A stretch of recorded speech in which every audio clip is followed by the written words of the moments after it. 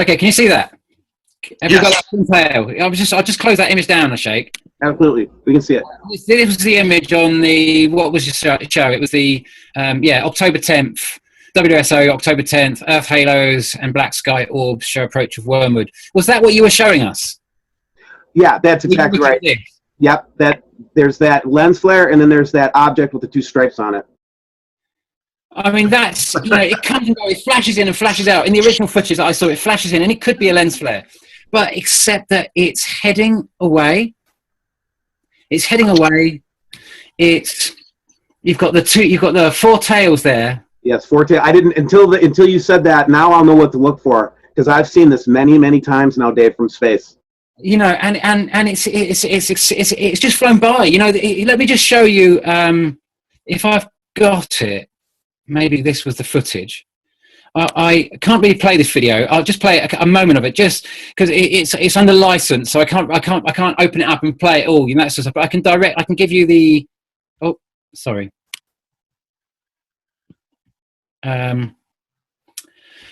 Breaking news: strange object falls in North Carolina sky, 22nd of September. You remember, we were all told, NATO told us that we would expect a meteorite to come, close encounter with, and there we have this thing moving exactly. I'm just going to play you just a few seconds of it.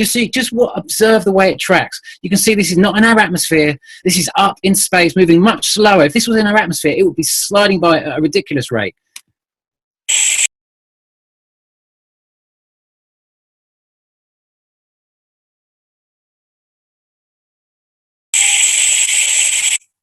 That was it, really, basically. That's as much as I can show you of that. You know what I mean? But you've got the link there. Yeah. Go open it. If you've got channels, they want to license the. A lot of people put this stuff up. They know it's going to become valuable sort of stuff, because it's going to become vital that we look at this. Because if we don't shut those power stations down, we will. We have to be willing to look. We have to. In America, you've got a massive election coming up. I want to show you very. Let me just take you to the end of this timeline here. These were just a few other shots that have been coming in. It looks like a jet, but this was from the previous shot. It's just that it was on the 6th of October by the previous video maker now, 71 something star. I can't remember, Blue Star or something, Blue Star 714 or something. You'll see it in the previous video. And of course, I'm just going to pause that there and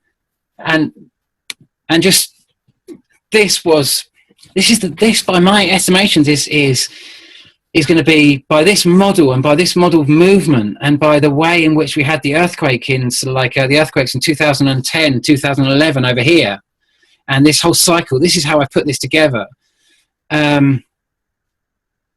You kind of, I'm expecting it somewhere in. I'm expecting the closest flyby to actually be kind of really. I've always said, the actual on the calendar day, it comes in around about mid to late January, on the 200-day timeline, mid to late January. But it could be, when I was originally doing the cycles, I just thought it was being seen right at the top of its cycle, over the top of Nemesis. Now I'm realizing that it's being seen as it approaches Earth and as it leaves Earth. Yeah. The closest point to Earth, that is, as it goes round, and it's been a real process. So now I would guess that it's probably more like going to be mid January. But I originally always thought it would be that 200 days and then 50 days before when it would be the closest, because of the, believe it or not, how I saw it in my vision. But now I'm starting to understand. What's the date that this shows right now, though, right, where you see these intersecting together? Well, that is really, I've put it there, but actually the Earth would be over here, really. The real final flyby.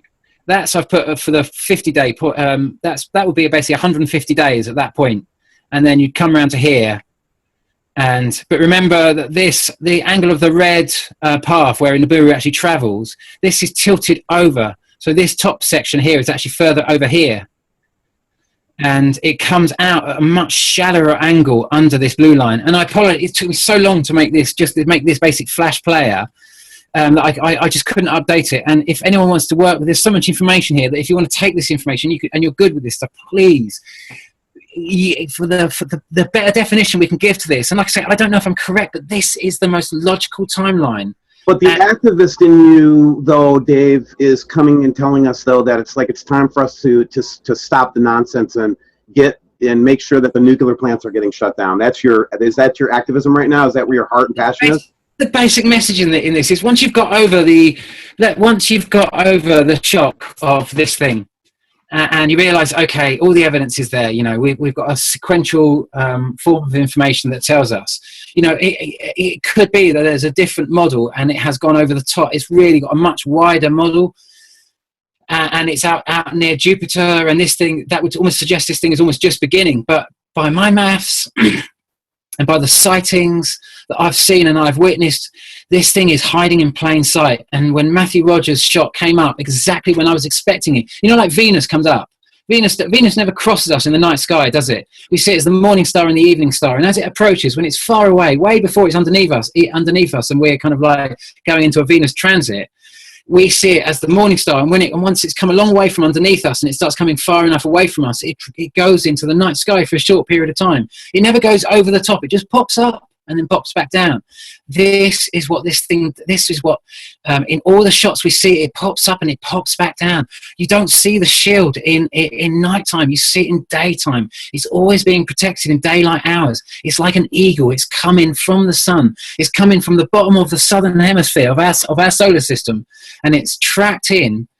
And it's basically always come in on the horizon level of our sun, and then it's come up under the sun, over the top, but it's coming out at a much shallower angle, and that's why we're going to get a lot more challenging times. And the only way we're going to get through this is by making sure that we stay in peace. And they're going to try and get us to go into war right now. They're obsessed by war because that's the only way they can push the gods away. That's the only way they can. Can you imagine if this was a dead planet? I think it's a prison planet, but that's just me. But it's something you bring up that's interesting, Dave, is what's happened this week with the Podesta files. And there is a discussion now taking place. Are we in the midst of full disclosure? In other words, world governments coming clean? If in fact there is such a thing, what was it? The cosmic cultures entering our Earth sphere. You see, I think that a defensive weapon protecting the Earth would make a lot of sense to me. I hope that is the case. Yeah, and this would have taken thousands and thousands of years to build. Oh, yeah. Massive. Yeah. As I understand it, humanity, you see, I've been doing a process. I use my writing practice more than anything else, but my father's a channel, my mother's a channel, before my father died, at the beginning of last year, over the last 7 years, I told him I'd been told during this ceremony, this ayahuasca ceremony, which is where the process of that kind of led to Laughing Gas, my book, which, that's not a plug, by the way. Can I just say, if you ever want to download my book, you can go to my Facebook page. Send me the link, I'll have it up for you. Well, it's Laughing Gas by David Field, his Facebook page. And you can go to the book now and you can download a free copy if you just want a free copy, and you can buy a hard copy on Lulu. If you buy it on Lulu, I actually make some money. I just want to say that as a gift for a gift, you really do want to buy a copy. There's a free, if you just want to have it as a reference. Like I have a Veliskowski copy, I have a hard copy, but I do have a digital copy because there's nothing better than doing a word search in a Veliskowski kind of like, I love it. Words in collision or something like that. You can just do word search. It's just like, what the hell? It's just magnificent. But it's there. But I was taught. I did this process. My father taught me, and he said, "You've got to write everything that comes through you, son. You've got to learn who you are." He said, "You have to understand that you're not special. Nothing's going to come through to you that's not merited by the effort that you're willing to put in." And so he said, "You have to do it 6 hours a day, every day." And so I got up 4 years. And if I ever missed any time, I'd make it up. I didn't miss any of it. It was a total and utter, I just did it for 4 years, 5 o'clock every morning. And I wrote for 6 hours a day. And that's how I ended up with Laughing Gas, my book, and other stuff that I'm working on. And this message that came through to me. And I said, I kind of got through to this space within me, perhaps my God, the source. I don't know, it was the most beautiful space. It took an enormous effort to get there. And I said, when are you going to step in? And the answer I got was, at the moment, I have both feet in. But if you don't want me, I'll take both feet out. It was just like, and I was just saying, what's happening? What's happening? And it said, put simply, your Earth will no longer support duality. It's time for ego to have a life of its own. And through that process, it's explained the massive journey that we've been on to actually help a soul group that that actually did what we're very near to the point of, this Nibiru doesn't have to be anything more than a massive insurance job. If the full disclosure, the insurance companies would take it on the chin, wouldn't they? That's what happened. Everyone would move up. There's obviously going to be casualties. It's going to be big. We know it. But we could weather the storm if we all work together. Is it worth us even considering the amount of generators and the damage just that one nuclear power station did, to even not consider how short-sighted would that be? How blatantly rude, the amount of people that have died passing on their seed, that sacred seed, so we can exist today, and we could just pass it off because we're too cool on our social networks. Think of all those 2012ers who got lynched. We'd had the 2 largest earthquakes ever recorded in history, followed by a shifting of the Earth's axis during Fukushima. And Rupert Murdoch tells the mass media to tell us it never happened. It never happened. There was no 2012. We've seen that sort of sun go into full-scale hibernation during the point when it went closest, and we can work out thereafter, especially with the sighting in October in 2013, that magnificent one over Australia that I showed earlier. We could see the point of rebound when it was actually the furthest part bounding out before it actually started making its way back round from whence it came, its U-turn point. And we've had no end of testimony. It's just like, guys, there's going to be a bump. This thing's on its way out, and we're going to go over it. And by the way it's looking, it was 2 bumps on the way in. There's likely going to be 2 bumps on the way out, but there's going to be one really close flyby, and I'm on mine. This close flyby is coming in pretty soon. It's just like, what would it hurt to switch the generators off and just try to arrange ourselves in such a way to try and do the maths here? We can see it all laid out. I might be wrong. I might be completely wrong, but at the moment it's a very clear model. And like I say, I can account for all of it. It could be over-engineering in my own mind. Dave, real quick, Wayne, you have to sign off. Did you have anything left to say? Yeah, I got an appointment I got to go to. But, Dave, I've enjoyed this immensely, and I look forward to the next time we all get together. Oh, well, Wayne, likewise, mate. It's great. Honestly, I've listened to you talk from the very beginning, man. You're a professor, man. You're an absolute professor. I'm like you. We're all searching. Man, I love you two guys. Keep it up, and we've got to stay together. Dave, you're right. That's right. Yeah, we don't have to be right. We just have to be kind. Be kind. Be kind. That's all. You don't have to be perfect. Steve, it sounds like it's coming to an end, but Steve, thanks for getting me on the show, man. It's been great having a chinwag, and there's nothing we can do. We're going to have you back, Dave. I just wanted to get your take on the recent and kind of work. I want to ask you just to work it into your thinking, and I'll send you this physicist paper. Work that into your thinking and your model and see if it's possible that maybe it went over the other side of the Earth, or maybe it's just off a little bit, 6 degrees here, 6 degrees there. Just take a think at it, and if you have any feedback for the physicists, just let me know. Okay. Have you still got me on screen there, by the way? I do. Okay, just while I'm here, I just did a Google Images. Go ahead. Yeah, we're not in a hurry to get off the line. If you have more to say it. Oh, just run through these very brief crop circles that I just ran through because someone sent me a crop circle and I started looking at some of them, and these were. These are sacred signs coming through to me of a whether that's real, I don't know. This flying saucer over the top is probably someone just put that up. I doubt very much that. I mean, who knows? It's just on top. It's hard to tell this, but go ahead. Yep. But you're just getting this gist of some really sacred patterns there. I'm just wondering whether there was any other. Can we go back to something that you said that I think would be interesting? I think you said something like that. We're not going to allow duality anymore, or is that what you said? I'd had to do a lot of work. I'd open this door through various different ways, and I'd realised that if I really wanted to do this and really wanted to write this book, then I had to put all these kind of like tools aside, if you like, the ayahuasca, the whatever else, the psychedelics that are so available to this, because we're on a different frontier. Just on the psychedelic frontier that's happening in this world is as wonderful and as amazing as the technological frontier that's happening in this world. And this is one of the reasons why the governments are so terrified about psychedelics, because doors that people are opening. But these are doors that we can open on a very temporary level. And they're doors that are very difficult to control. And when it comes to doing kind of levels of channeling, like my father was trying to teach me, it just requires a lot of dedication and a lot of intention and a focus. And you don't need any stimulants at all. You just need, it's your purpose. It's like, you can knock on this, you can humble yourself to this great, however you see your God, whatever, however, I concur with this experience. It's like, as I've humbled myself to, for lack, I have very few words that can describe this other than I submit to my destiny. I don't need drugs. I don't need alcohol. When No, you totally, submit to your exactly. destiny, it's like every day is high. Every day is a new adventure of knowledge and amazement and wonder. And we talk about this all the time, Dave. Actually, you'll be interested in this, and then I'll let you go back to your what you want to say. No. The loss of the sense of wonder is the sign that your heart is dying. Exactly. And and when I say sense of wonder, remember when we were kids and we were running in the woods and we could make up any scenario and we would be living literally in that scenario. Seriously, man, kids have the ability to whip up an artificial world with their imagination and then dive into it and be there. You know that I'm saying is true. You experienced it yourself as a child. Yeah, totally. So to me, one of the most important things that Yeshua, Jesus, or whatever the Bible conveyed, well, if you believe, whatever you believe about that, I believe it was you know what? I don't even care what I believe. It doesn't matter what I believe. But when he said to be as a child, to see the kingdom of God, you have to become as a little child. That's what he was talking about. And you have that sense of wonder, Dave. I can hear it. I can hear the passion. It's like when you make a discovery or you think about something, and you can literally live on that, and that gives us plenty of dopamine, doesn't it? Yeah, totally. You know.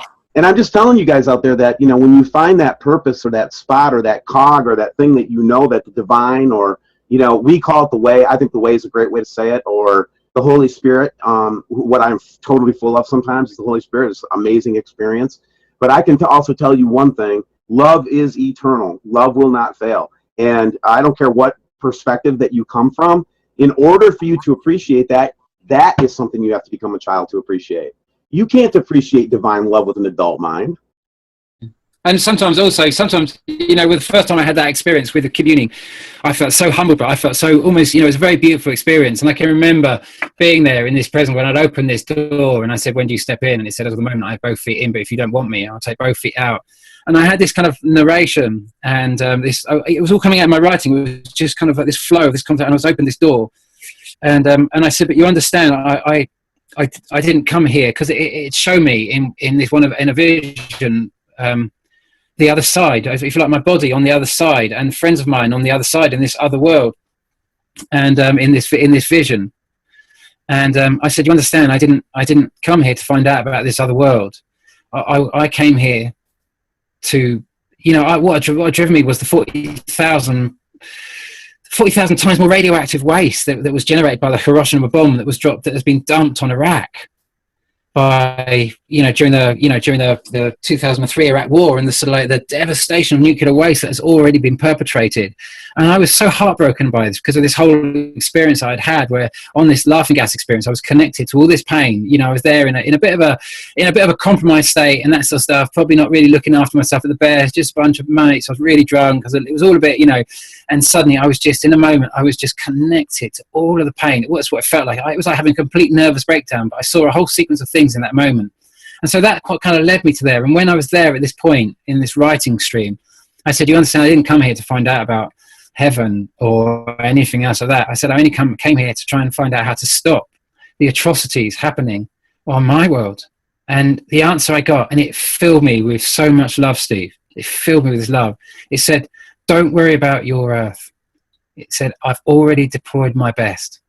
Unprecedented peace will now be waged upon your earth. And it filled me with bliss. Honestly, I was sitting there and I cried I just cuddled myself up in this ball of bliss and I just wept with joy. Honestly, for what? I just couldn't break out. It was so blissful.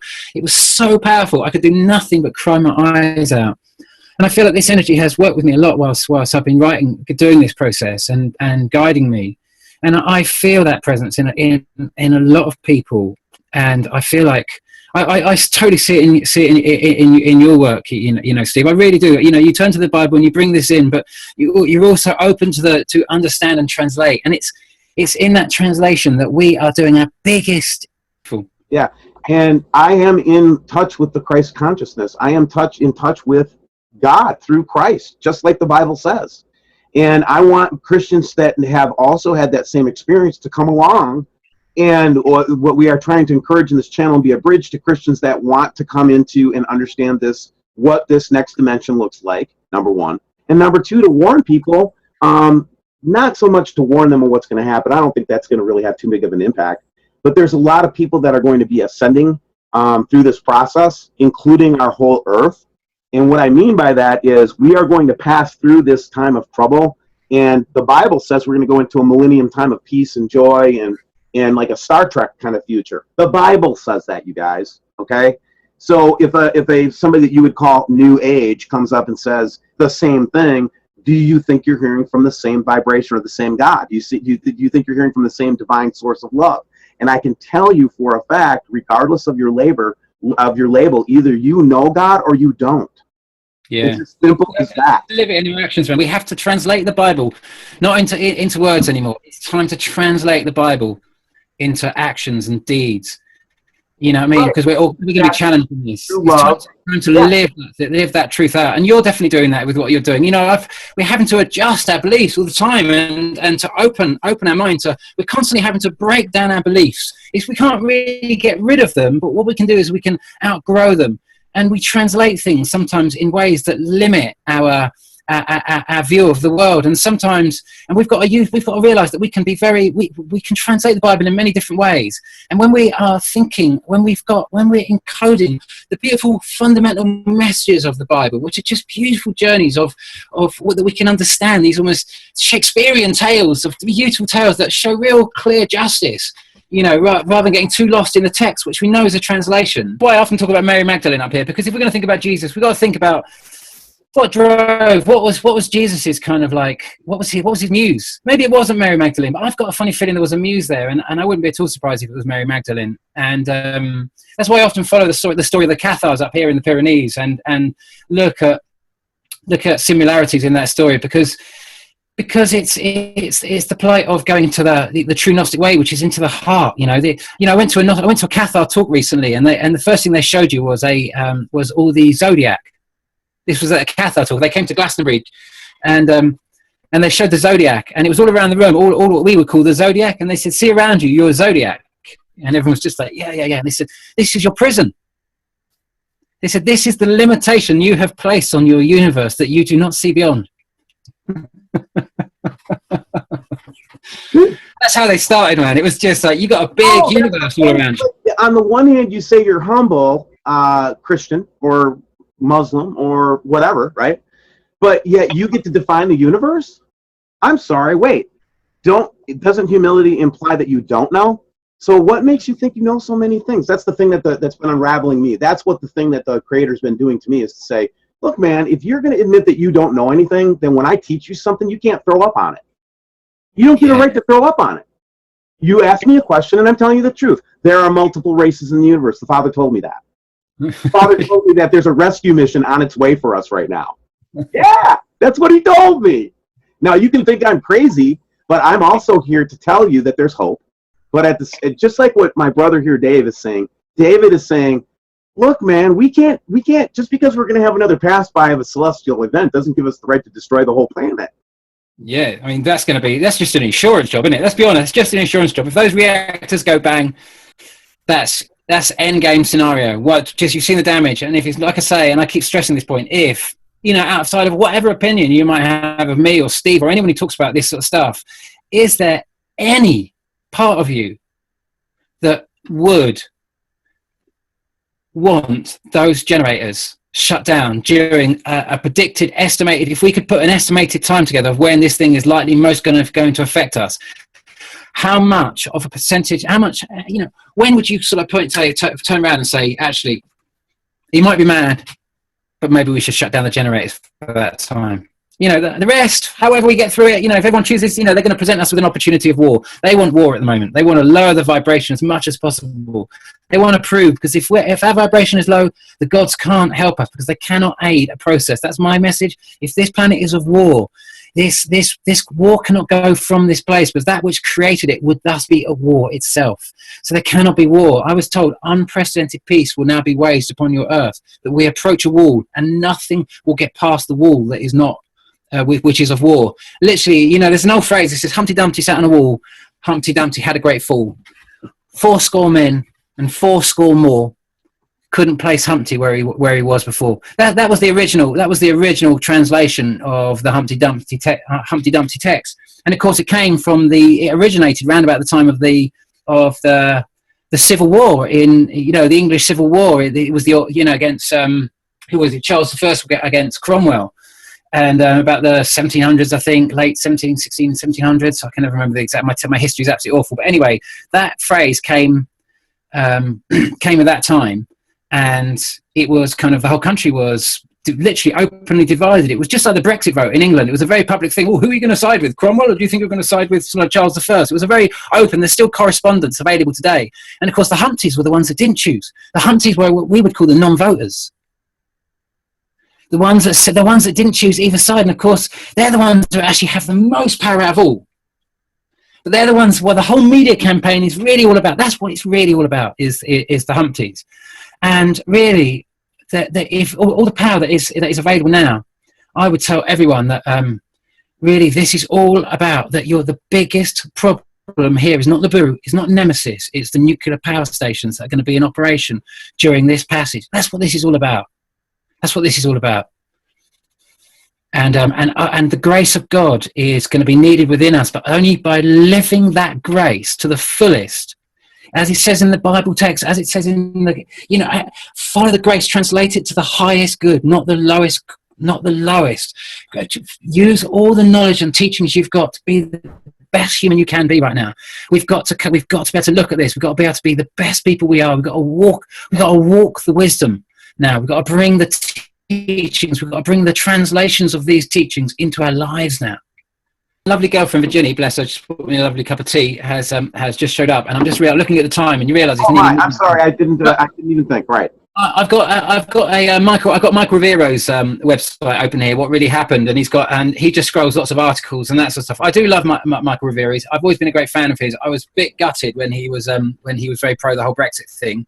I've got to be honest, because I was obviously, I'm in Europe now, you know what I mean, and whether I personally wanted to be part of Europe. I like the trade links and everything else like that, and we've heard that what Theresa May kind of said at the beginning of the month, saying that the border and securities is more important than trade with the bloc, as in the European bloc, and that has terrifying implications by that phrase. We've seen this latest news that Britain is going to make it. I don't know how difficult Britain's going to make it for this Russian aircraft carrier to pass by our waters, but that's coming up in the next few days. That's causing a lot of attention. But he's just brought this little this article up, and it's very interesting. Publish a world map and mark all the US military bases on it. And I chanced upon it, but I just noticed that the sentence that Putin actually came out with, that he's highlighted here, is very telling. This is so Michael Rivera. He always gives a little sort of like cover of kind of the overall picture. But this is Putin. He says, "Let me tell you something. There is no need to fear Russia.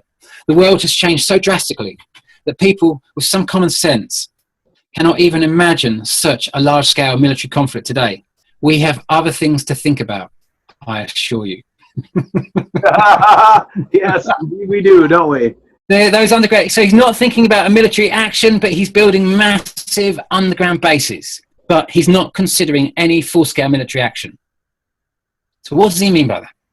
Why would you build underground bases? And I'm of the mind that Putin speaks a lot of truth. I've got to be honest with you. I've seen the way he's conducted things. I've seen what's happened in Syria. People think he's just there, so he's going to cash in on the sort of rebuild. He was invited in by, Assad. This is all efforts to make a war happen. We don't want to fall into this horrible future story. We're just going to have to realise we're going to have to try and do everything to wage peace at this stage. We know what's got to happen. Our priority, believe it or not, is getting those nuclear power stations switched off right now. Believe it or not, that is it. We might all kill each other, bloodshed, and just leave a few left. But if those nuclear power stations are still there, that those people, whoever left, they don't have a future.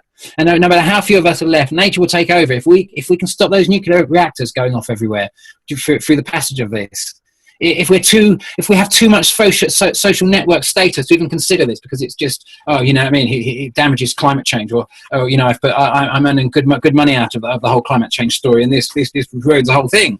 However you see it, whatever it is, you've just got to really decide how cool you are right now, and how much, whether this really needs any attention, because this corroborates. Don't it, Steve? You know it yourself. This is just too big. It is too big, and I think you're right. The wage peace thing has just resonates with me. That's the other thing I heard. I've heard before too. Is I've heard waging love, waging peace, and people. I'm telling you, weapons of peace and love are just as world changing as weapons of like military conflict. So you can see in history how military conflict has changed the map of the world, and things like that. You don't understand. When you wage peace, it changes universes. It changes galaxies. So you don't understand what you're dealing with. This is a peace, not movement. This is a peace invasion. Steve, you realize you're a Gnostic. I realize you are a Christian Gnostic, mate. I don't know if you actually really killed me so hard so many times. The fact that I'm even alive right now surprises me. Most of my ancestors and my would have been. What? You speak your truth. You speak your truth. The most powerful thing you can ever do in these times is speak your truth. That is the most powerful being. How can you argue against peace? How can you argue against love? How can you argue against faith? How can you argue against hope? Tell me what's wrong with that. Tell me what's wrong with that, you hypocrites. Because I'll tell you something. Peace is coming. Amen. And it will change your behavior. Yes, Amen. And our women. Amen. And our women. It's a bit like his story. Her story. And then I have to, like, again, when you start to realize that truly it was, one of the things that Genesis definitely makes clear is that there was a war on women from the beginning. And this war, this bitterness against our most important resource, obviously we're all important, but how can you turn the back on the maternal? How can you turn the back on the first 10 to 15 years of your development and just throw that out the window and assume that it has no impact in any cosmic scale? The father has very little influence on you, buddy. Let me tell you right now, it's your mama that raised you. It just was. Or your grandmama. Yes. Your grandpa raising the kids, right? Yeah. It's totally So true. the maternal and the female and the power of the feminine, along with the fact that God is love and he's not an asshole. He loves people so much, Dave. He is she in my world. And she, the God of the all creation and universe, is in love with you, man. It's like a love story, times a million, man. It's like this being is knocked out with us and does not like the state we're in right now. Does not like it at all. Amen to that, brother. Then you go to the Buddhist, and I got more comfort from this in the early stages of my knowledge of this. And I'll let you go, Dave, because I know your lovely girlfriend is there. But in the Buddhist religion, they talk about cataclysm in the kind of the same cyclical way that a Hindu might, right? Mm-hmm. And but in the Buddhist mind, it's all part of the natural process, and they know that mankind has a tendency to get so evil and so hard-hearted that every so often nature just has to come down and whoop our ass. Buddha obviously talks about the hungry ghosts and things like that, and I've talked about that in some of my videos about Mars, and I've got some because I came into my whole story about Nibiru via Mars, and that's when David Dobbs was considered really quite mad, but it was quite a friendly mad. It was just like, oh, Davey's on one about Mars, blah blah blah blah blah. But it was through Mars that I actually discovered Nibiru. I had to obviously get into the geology of Mars greatly, and the whole geology of Mars kind of brought me to the whole kind of, I suppose, what's his name? Who does the Lovelock? James Lovelock, the whole kind of Gaia theory sort of side of it, and he's had to try and find a real simple understanding. He's really kind of brought a lot of information together to try and come up with a very simple explanation of the carbon cycles and showing carbon cycles and what have you, and not just the concept of Earth as in trees releasing oxygen and breathing in carbon dioxide, and humans obviously and animals breathing in oxygen and breathing out carbon dioxide, and this simple circle. But he's showing how how I would translate how the moon makes the sea salty, how the moon's movement create the waves trap oxygen, trap air. Carbon dioxide gets drawn into the water into carbonic acid. Carbonic acid separates the calcium out of well, not so much granite, but out of basalt anyway, which is the main content of the upper part of the magma of this Earth, which makes up, like Hawaii is mostly basalt. It's and how you see this breakdown process, and this absorbs massive volumes of carbon dioxide, and in the process breaks down the actual rock into all these minerals, releases. It literally takes the two molecules of carbon dioxide, literally separate calcium from bedrock and produce like clay-like mass. It's like the kingpin taken out of matter. It's the way in which life is made. Without the carbon dioxide, you couldn't take the calcium kingpin out. Or without carbon dioxide mixed with water anyway, you couldn't separate the calcium kingpin and release the entire range of minerals that go to make up life.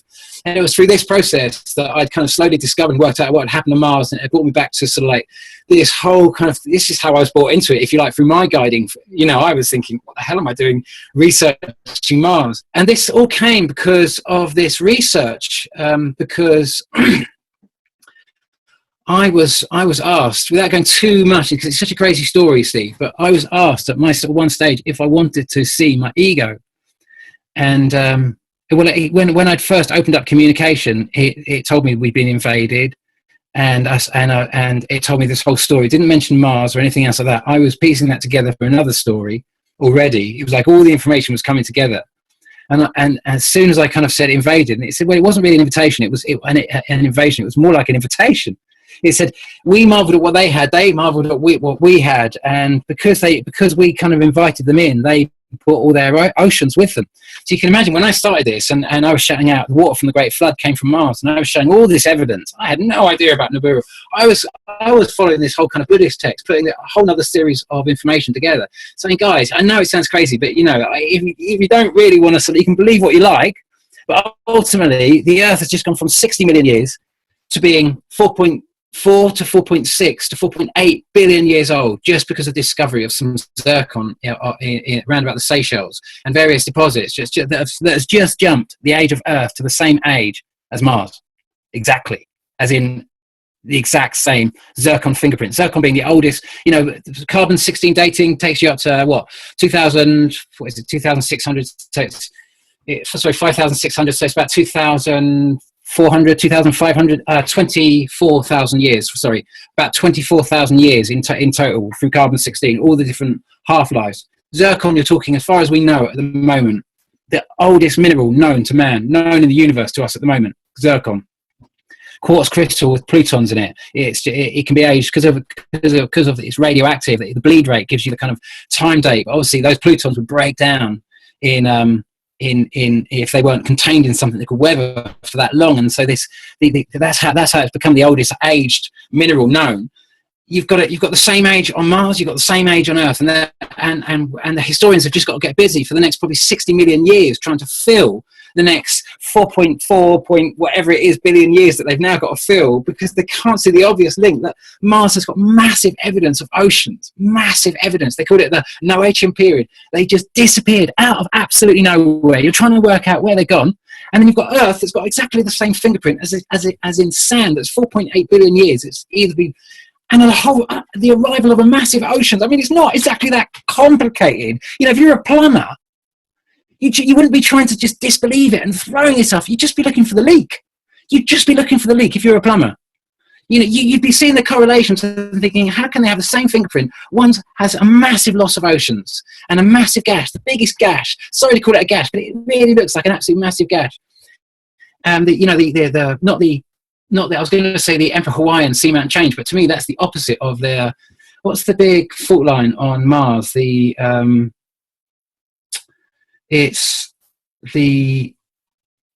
runs a quarter of. Is it the San Andreas or the? No, that's on Earth, isn't it? There's two fault lines. There's one on Earth and there's one on Mars. Valles Marianis, 4,000 kilometers long, 200 kilometers wide, 7 kilometers deep, quarter of the Earth's circumference, perfectly straight, and you have almost the mirroring kind of fault line on Earth with what basically connects the two largest volcanoes. No, I'm saying that Mars had this exact same thing going on. This is the same story repeating itself. And Mars chose to go into war. It detonated a hole before it passed. It wanted to escape this because those that were ruling on Mars were totally of war. They were aggressive. They were invading other worlds. When it showed me Nibiru in a vision, it was so shocking. I went to my computer, no ayahuasca or anything. It was just a perfect vision. It was the first vision of it, and I was woken with a vision of it. I went to my computer. I went straight to my computer after seeing it, and I went straight to that space. It sometimes takes me months to get into that space, Steve. I have to research thoroughly until I'm thoroughly researched. It will not. It says you write half and I write half. That's what it says to me. I have to do my research, as it won't give me anything. If I'm not willing to come halfway and do the maximum amount of research and do the maximum amount of effort, it will not spill the beans. It just works like that. But when I saw it, I went straight into that space after the vision. I went straight in. I opened my computer first thing in the morning, and I just said, "It misses, doesn't it?" And the answer I immediately got was, yes, it misses. It is not human karma. It is deemed you are not a race at war, but you are a race subverted with war, and that will now change. And I was just released from it. I was like, okay, thank you. Just wanted to make sure, because that looked pretty close flyby as far as I could see. I mean, I couldn't believe I was seeing the flyby that I saw. It was a magnificent vision. You know, it's very, very clear. It was a full-on experience. It was like I was totally there. It was totally real in my field of view. I was completely awake in it. It wasn't like a little bit like, oh, it could have been, or what. The whole thing was totally clear.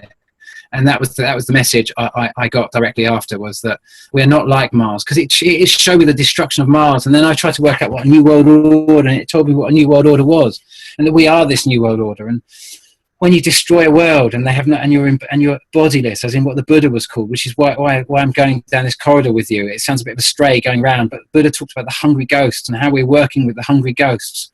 And they were led into a very destructive pathway. And so they had to be allowed to experience to the full end their destructive pathway. They were offered, Steve, a new world order. And their new world order, they weren't actually invited directly into that new world order. They were left where they were on a dead world. Their only way they could have an experience, was as egos through us, transmitted through fourth dimensional kind of like science. It's science. You know, to transmit psychically is no longer super science. We're starting to understand it ourselves. It was transmission sent by fourth dimensional science, as I'm understanding it. This is kind of along the message, and what I'm understanding is that the communications that we're all getting in, that the higher communications that are coming into our heart are coming from a higher place, and they're coming from fifth dimensional transmissions. And through that's, if you like, you could call that heaven. That's where our light beings are. That's where I was invited to go and see my higher self, or see through the eyes of my higher self, and see this other world, that the castles and the world that we build in the sky with the things that we love and all our endurance. That's where we're really building here. This is the world that we've built for ourselves through this whole process. We're all angels here. We're all angels. But it's duality, where we've actually been helping this soul group, as Buddha called them, these hungry ghosts, to slowly raise their vibration and get them ready to come back into the table of life. And so what he explained to me is we've had to live out everything that happened on Mars. So we could, if you like, drop down to their vibration. Not to say they were on a low vibration, but they were on a very warring vibration. So there's been an exchange. Domination through this, unless you can rise above it, domination, which has been it's been an incredible anvil for the anvilers to forge, like a soul is forged upon these anvils. And there's very rarely been opportunities that Earth has given for this massive evolutionary step on so many different levels, on the human level, on the ego level, massively increasing their chances of raising their vibrations so they can have a sustainable life again. And then also the soul level, massive opportunities for souls from all over the universe to come and experience opportunities of huge, massive transmigration of consciousness, transmigration and transmutation and evolving on so many different levels. The universe has recycled so much of this opportunity. Nothing has been wasted in this entire experience. I can promise you that we've been through. It has been, even though it seems so perilous, now is our opportunity to wake up and engage and realize the most important thing is the sacred genetic energy and information on this planet, our genetic information, all the plants and everything else, all the seeds. This is where we can touch God. This is what we've got to do. If we want to touch God, then we are God embodied in this sacred genealogy, in all of this genetic information which makes life on this earth. This is where all our attention needs to go, all our attention. If we can focus on that, and not let this go into a complete nuclear disaster. If those nuclear reactors are shut down, even if they get smashed open, they're still not pumping out radiation. Not like Fukushima. When you go into meltdown, you are spewing radiation. Protons and neutrons are leaking out of that. It's going to return to lead eventually, but it's going to spew radiation. It's going to spew toxic radiation. We can avert that by simply cooling those things down, shutting everything down, getting everything to a stable place for the passage. See the image I've got there, Nemesis being eclipsed by and plasma discharge. These sort of bodies we are going to pass. They're next to the sun. They're not in our night sky. They're just coming. I mean, that is our night sky. Don't get me wrong, but you can see that they're only just come. They're very near the horizon level. They're just coming up now at that point, and they will go back down again a little later, because we're just getting the views of them. We're coming round to that point now, Steve. But they're there. Steve just caught them. It's real. It's happening. I might be wrong with what I'm getting. This is my translation of how I receive these words. No, because look, it's coming to this is all rational discussion here. You know, that's the thing that really bothers me, is they try to make us look irrational, when I feel like we're having the most rational discussion any two men can have on this earth right now. We're talking about compassion. We're talking about love. We're talking about togetherness, that we're all one. We're talking about shutting down nuclear reactors prior to the cataclysmic event, knowing a plan for that. Can anybody tell me what we're saying wrong here? It's a difficult subject, though, isn't it? It's Yeah, but you're going to make me look like I'm irrational? Rational man in the room! I'm asking you to shut your nuclear reactor down. That's a rational thing to say, isn't it? Sorry, I'm very emotional. You know that now. Now you know me. A little better. Listen, Steve, lovely being on your show, and great. I'm so pleased we did it with Wayne Steiger as well. He is absolute legend, and I'd advise anyone to really start. You know, he's got some great things to say. He'll take you through it bit by bit. The great thing is that, you know, if you watch both Steve's, I'll just say this for you, Steve, for your benefit as well as Wayne's. If I watch your work, if I catch the next day's footage before anyone's had the chance to take anything down, you can literally go onto the NASA sites and you can literally click on these images and follow you guys along. And I do it all the time, and I try and track it down. I'm like, oh my God, you know, all the time I'm doing it, and then they disappear later. And you got to do it yourself. You got to go download a Sechi movie and see it and watch it yourself. We're not making this stuff up, man. It is there, you know. And Matt Rogers, great to see you back on the show, man. Great to see you back on the show. But do us a favour, man, just get the whole video up there. Let people trawl through it, because I'm noticing that people really like the whole information. And though they're long videos, you can put breakdowns and that sort of stuff. But my advice right now is get it up there. Do where you feels best, man. But just know that right now people are clicking on this like crazy. They want to know what the hell's going on. Like you say, the big message from the White House coming down, saying there's something coming in, whatever they're saying. You've got the same thing from Russia, same thing from Merkel, same thing from Finland. Everyone else is sort of like, it's just like, guys, do the maths now. Do the maths. Yeah, that's right. That's right. All right. Well, thanks for coming on the show. We'll talk to you soon.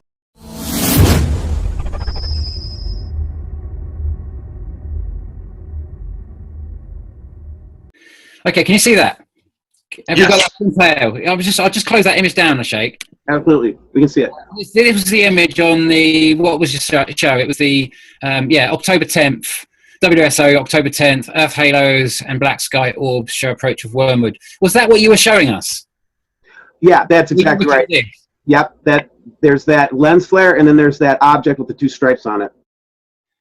I mean, that's, you know, it comes and goes, it flashes in and flashes out. In the original footage that I saw, it flashes in, and it could be a lens flare. But except that it's heading away. It's heading away. You've got the four tails there. Yes, 14. I didn't until you said that. Now I'll know what to look for, because I've seen this many times now, Dave, from space. You know, and it's just flown by. You know, let me just show you. If I've got it, maybe this was the footage. I can't really play this video. I'll just play a moment of it, just because it's under license, so I can't open it up and play it all. You know, that sort of stuff. But I can give you the. Oh, sorry.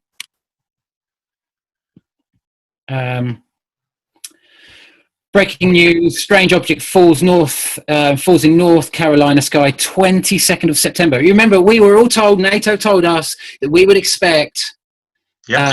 A meteorite to come, close encounter with it. And there we have this thing moving exactly. I'm just going to play you just a few seconds of it, just so you observe the way it tracks. You can see this is not in our atmosphere. This is up in space, moving much slower. If this was in our atmosphere, it would be sliding by at a ridiculous rate.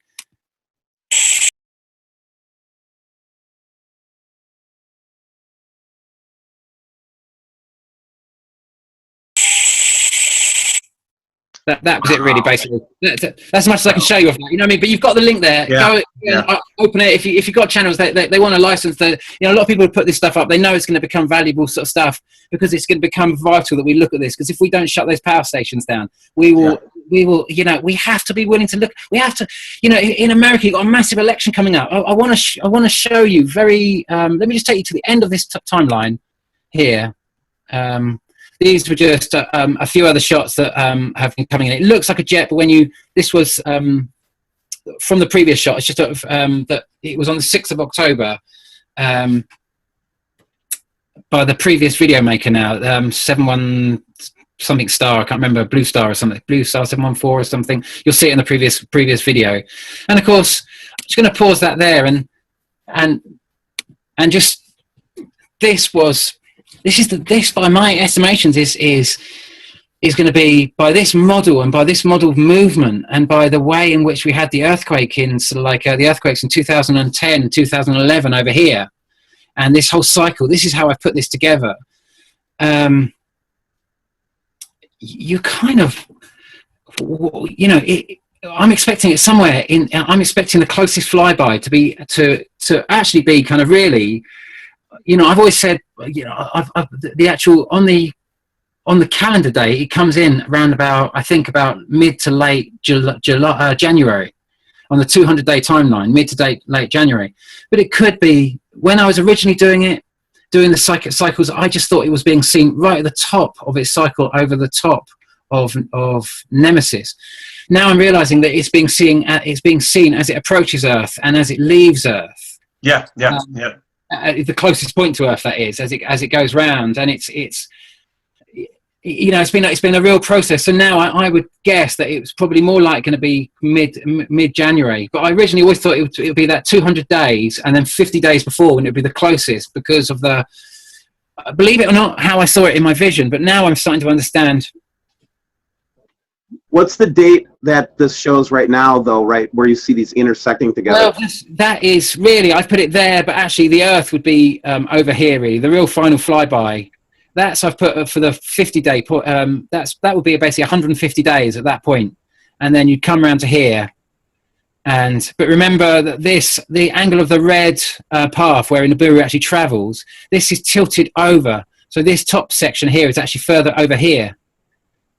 And it comes out at a much shallower angle under this blue line. And I apologize, it took me so long to make this basic flash player that I just couldn't update it. And if anyone wants to work with, there's so much information here that if you want to take this information, and you're good with this stuff, please, for the better definition we can give to this. And like I say, I don't know if I'm correct, but this is the most logical timeline.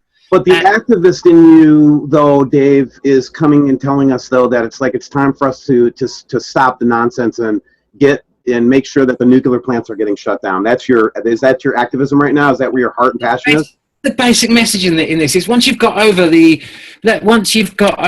shock of this thing, and you realise, okay, all the evidence is there. We've got a sequential form of information that tells us. It could be that there's a different model, and it has gone over the top. It's really got a much wider model, and it's out near Jupiter. And this thing, that would almost suggest this thing is almost just beginning. But by my maths, and by the sightings that I've seen and I've witnessed, this thing is hiding in plain sight. And when Matthew Rogers' shot came up, exactly when I was expecting it, like Venus comes up. Venus never crosses us in the night sky, does it? We see it as the morning star and the evening star. And as it approaches, when it's far away, way before it's underneath us, and we're kind of like going into a Venus transit, we see it as the morning star. And once it's come a long way from underneath us and it starts coming far enough away from us, it goes into the night sky for a short period of time. It never goes over the top. It just pops up and then pops back down. This is what in all the shots we see, it pops up and it pops back down. You don't see the shield in nighttime, you see it in daytime. It's always being protected in daylight hours. It's like an eagle. It's coming from the sun. It's coming from the bottom of the southern hemisphere of our solar system, and it's tracked in. And it's basically always come in on the horizon level of our sun, and then it's come up under the sun, over the top, but it's coming out at a much shallower angle, and that's why we're going to get a lot more challenging times. And the only way we're going to get through this is by making sure that we stay in peace. And they're going to try and get us to go into war right now. They're obsessed by war because that's the only way they can push the gods away. That's the only way they can. Can you imagine if this